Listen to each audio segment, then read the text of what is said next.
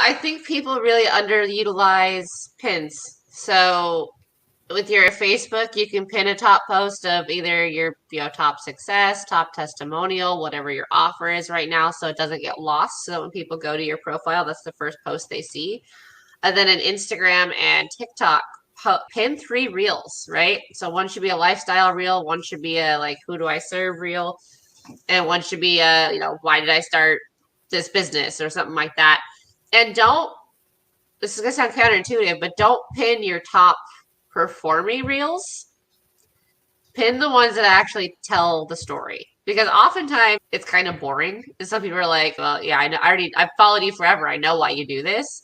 But people who just find your profile, you want them to be able to look, and one of your pinned ones can be a funny one that highlights your personality. But the first 3 that are pinned should tell them who you are, who you serve, even more so than your bio. Because some people don't read the bio, they go straight to the content. Yeah. So definitely pinning those posts is a huge one.